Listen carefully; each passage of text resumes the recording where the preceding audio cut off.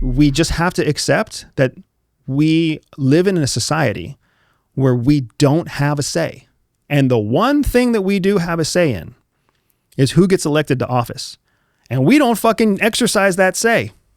We sit around and we bitch at the dinner table, and we'll complain at the bar, and we'll drink our Coors Light and try to rule the world from our little bar stool. But we're fucking stupid, because the one thing that we can do to actually shape the future is to get off our ass and vote every time we have an opportunity to vote, and to do the research so that we have an informed vote when we choose to make that vote. Instead, we have Congress people in Congress who don't represent us, and all we do is complain about it. And when the time comes to reelect them, we either don't go, or we go and just vote based off of some party line. Yeah, but even the elections are rigged, though. Like, even the two people that end up making the primaries on both sides, and you get this binary choice between who's going to be president. It doesn't seem like, I think there's a general sentiment in the country right now that the president doesn't run the country. The president's not even it's not even a puppet anymore. The president's just a fucking actor now. That would be a wrong assessment. That would be a wrong assessment. Absolutely. If anything, the president is more powerful now than they've ever been in the past, because the Congress, who's supposed to have power,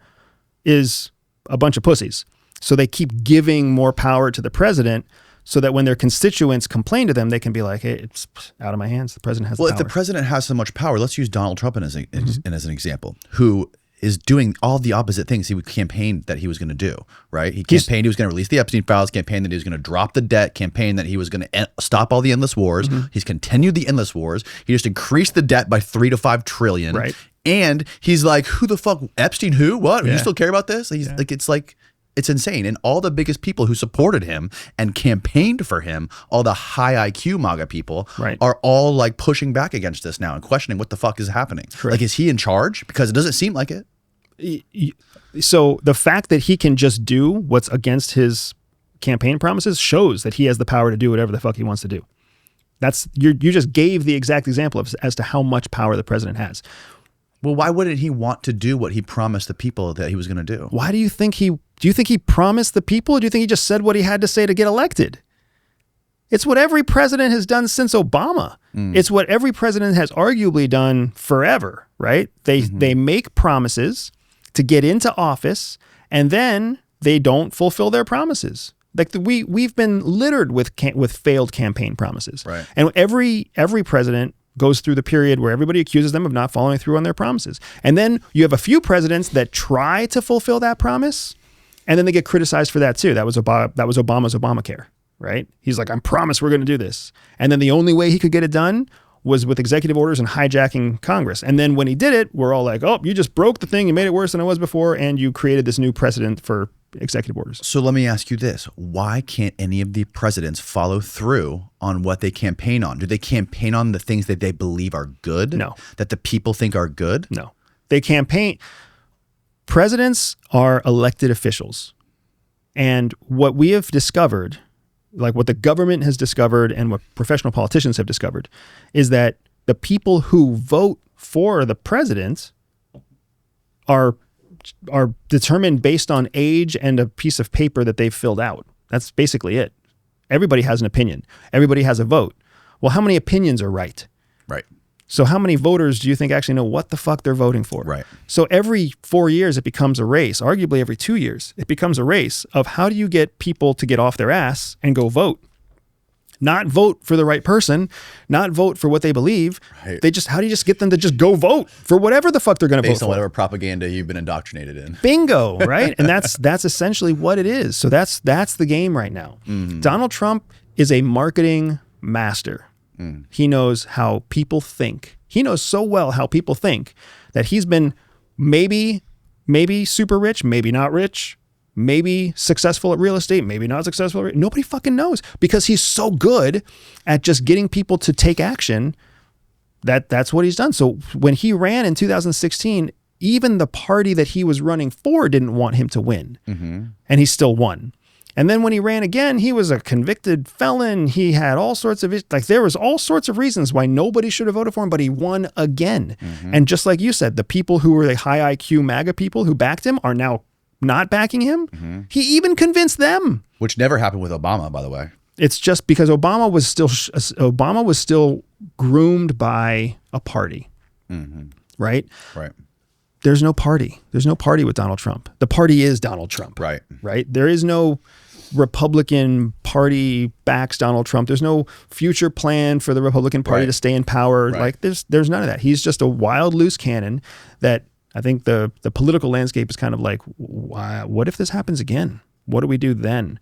Because everything was supposed to be controlled, right? If you remember the leaks that happened when the Democratic Party pushed back, like deliberately held back Bernie Sanders in order to advance Hillary Clinton, like they were shaping their politics. The party was shaping who was supposed to move up in the hierarchy. Donald Trump just threw a giant fucking grenade in the whole hierarchy of the Republican Party. And now they're trying to figure that out. But who is the party? Like, who are you saying? Are these financial interests? Like, who is the party? Who's deciding who to push Bernie Sanders out and to put Hillary Clinton in? Who are these dark, mysterious people that run the world? They're not really dark and mysterious, and they don't run the world. So among very wealthy people, you have a few people who are known as kingmakers. Have you ever heard the term kingmakers? Yeah. So kingmakers are people who are so wealthy that a change in policy can massively amplify their wealth or massively deteriorate their wealth. Consider, just as a very simple example, all the people who create paper, right? All the manufacturers that create something based off of the pulp of wood. Right. A small change in environmental policy massively transforms the entire paper industry. So you've got lobbyists who are watching out for whatever happens with wood. So whether it's toilet paper, whether it's books, whether it's cardboard, you got lobbyists who are like, wait a second, we want to make sure certain policies don't happen. And even better, we want to make sure that other policies do happen. Right. So they get involved into both parties to try to discourage environmental policy in the blue party and try to make sure that nobody encourages environmentalism in the red party. Right. So you have lobbyists that get involved, and those lobbyists are backed by very wealthy people who have money tied to these industries. Wealthy investors, wealthy conglomerates of investors, wealthy individuals. And they're not mysterious and they're not dark. They're the ones who shape each party. Correct. They're also called market changers, right? And there are people who can literally change a market based off of how they invest. If you follow cryptocurrency, again, I don't like decentralized cryptocurrency, but I think cryptocurrency is the way of the future. Centralized cryptocurrency, a digital US dollar, for example, I think that is the way of the future. But when you look at cryptocurrency, the 30 to 40% of cryptocurrency is these institutional investors, whales, who just pick up the phone and they're like, hey, we're going to buy $10 million of Bitcoin today. And when they buy their $10 million of Bitcoin, the price shoots up, right? Because now everybody thinks that Bitcoin's going crazy. And then after that trade is done, 2 weeks later, the Bitcoin price drops, right? And then they're like, oh, they sell their Bitcoin. They buy 10 million on Monday. The price jumps up by Wednesday. They sell their $10 million in Bitcoin on Wednesday. Yeah. And then the market turns down again. Right. Like that's how super wealthy people work. So if the government, the United States government, is what really matters and what America really is, right, and the people should sit back and suck on their thumbs and let the American empire do what it does, you're also making the argument that it's all run on capitalism and lobbying and industries and things like this. And it doesn't seem like it's a monolithic strategic thing. It seems like it's a very, very discombobulated thing with all these different financial entanglements of people, billionaires, whoever they are, that aren't looking out for anything except for their bank accounts and making sure that their kids and their grandkids are going to have a legacy or have a fail-safe. So that's what every middle-class person is looking out for too, just to make sure that their kids and their grandkids have some kind of fail-safe. So again, for all you cryny, whiny, panty bitches out there, just get your handkerchief ready. How dare you? Yeah. Our country is a perversion of what it was supposed to be. What our founding fathers created here is a far cry from what we have become, right? And I'm not talking about the white landowning male. That's an oversimplification bullshit.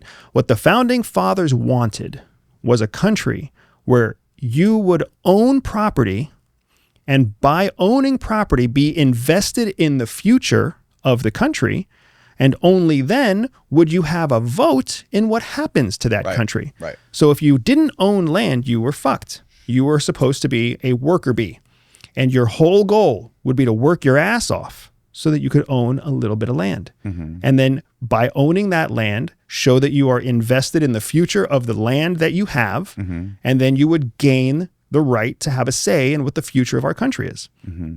We've perverted that to the place now where all you have to do is breathe for 18 years and you get to have a say in what the future of our country is. Right. You're not How many fucking people have a vote and they don't even want to live here? Right. They're like, oh, you know what I really want to do is I want to go live in Costa Rica off of $14,000 a year. And it's so unfair that my company in California won't pay me to live remotely in Costa Rica. No, you don't have a say. You're obviously not invested in the future of our country, right? You're invested in your own personal future and you're trying to capitalize off of the few people that actually are heavily invested in the success of the nation. So are there any people who aren't these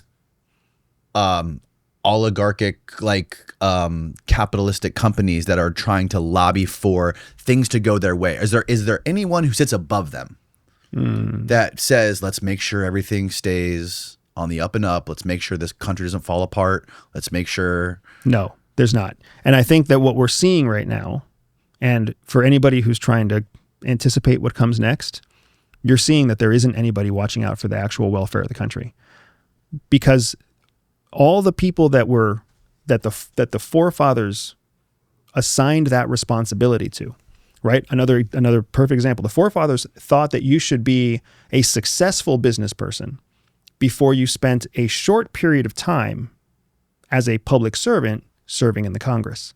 And then you would take a pay cut to work in the Congress so that you would go back to being a productive member of society. We have perverted that process to now you can be a professional politician, right, where you don't ever have success outside of politics. And all you do is spend 20 or 30 years in Congress doing dick all, getting paid what you think you should be paid, because guess who passes the laws about how much congressmen get paid? Congress.